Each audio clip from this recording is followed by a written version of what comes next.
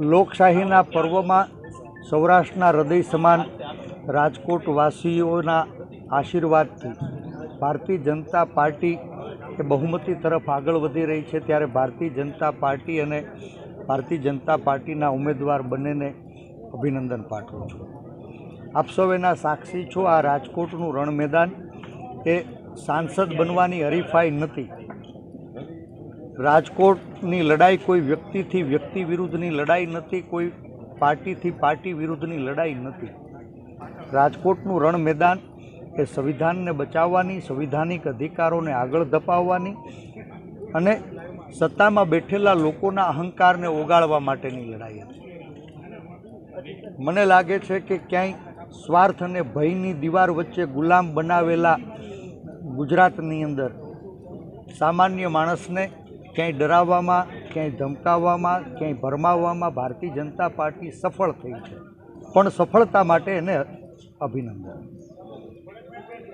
હું હંમેશા કહેતો આવ્યો છું કે આ 2024ની ચૂંટણીઓ એ 2004નું પુનરાવર્તન કરવા તરફ કદાચ આગળ વધી રહી છે અને જે સમગ્ર દેશમાં રુઝાન સામે આવી રહ્યા છે એ મુજબ હજુ પણ હું આશાવાદી છું કે આ દેશના લોકો એ સત્તા પરિવર્તન કરવા માટે આદેશ આપ્યો છે અને દેશમાં ક્યાંય મંદીને હરાવવા, મોંઘવારીને હરાવવા, બેરોજગારીને હરાવવા, અત્યાચાર અને ભ્રષ્ટાચારને હરાવવા માટે થઈને દેશના લોકો એ સત્તા પરિવર્તન માટે આશીર્વાદ આપશે।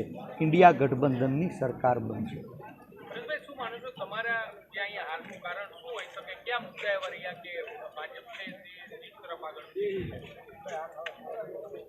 मैं फरीथी ए वातने दोहरावुं छूं कि आ लड़ाई मात्र व्यक्ति थी व्यक्ति विरुद्ध नहीं, विचारधारा थी विचारधारा विरुद्ध नहीं, व्यवस्था ने बदलवा माटेनी लड़ाई हती।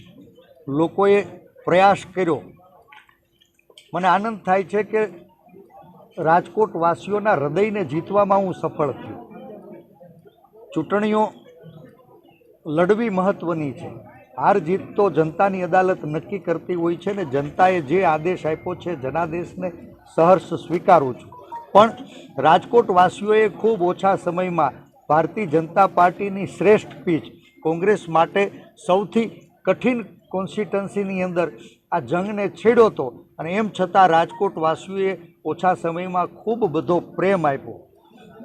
संसद बनवानुं सपनुं नहोतुं पण हाथी बनी અને આવતા 5 વર્ષ રાજકોટના લોકો એની વેદનાને વાચા આપવા માટે કોંગ્રેસ પક્ષનો આ કાર્યકર્તા રાજકોટમાં રહેવાનો છે, રાજકોટવાસીઓની વચ્ચે રહેવાનો છે અને જ્યારે જ્યારે પ્રજાની પીડા હશે, પ્રજાની વેદના હશે તેને વાચા આપવા માટેનો નિષ્ઠાપૂર્વક પ્રયાસ કરવાનો।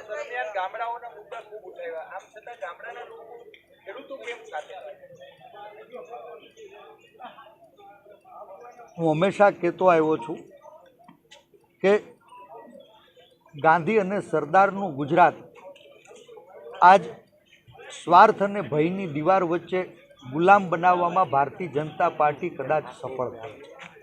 ક્યાંય સરકારી તંત્રનો દુરુપયોગ કરી, ક્યાંય ડરાવી, ક્યાંય ધમકાવી, ક્યાંય લલચાવી, ક્યાંય ફોસલાવી, ક્યાંય ભરમાવી, સતત અને સળંગ સત્તાના મદમાં શાસકો ભાન ભૂલ્યા છે અને એનું પરિણામ સામાન્ય લોકોએ ભોગવવું પડે છે। પંચાયતથી પાર્લામેન્ટ સુધી ભારતીય જનતા પાર્ટીનું શાસન છે, કોર્પોરેશનથી કેન્દ્ર સુધી ભારતીય જનતા પાર્ટીનું શાસન છે।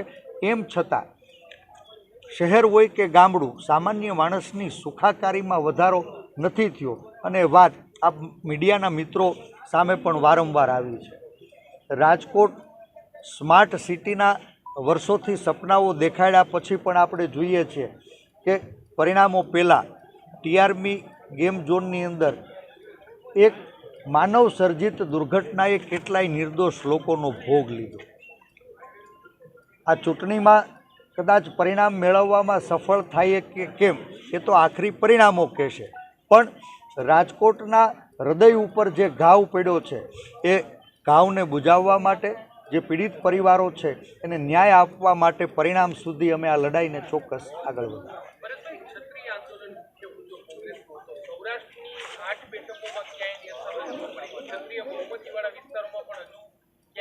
નથી જોવા મળી. શું માનો છો કે આ મુદ્દા અસરકારક નથી રહ્યો?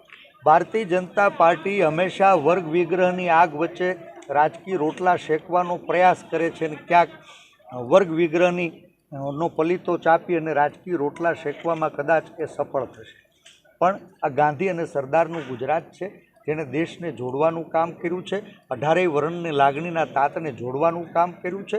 ભારતીય જનતા પાર્ટી ક્યાંય નાત જાત ભાત વચ્ચે ઝઘડા કરાવી વિભાજન કરવાનો પ્રયાસ કરશે અને કોંગ્રેસ પક્ષના કાર્યકર્તાઓ ગાંધી અને સરદારના રસ્તે 18 વર્ણને ફરીથી લાગણીના તાતને જોડવા કાર્યરત રહેશે.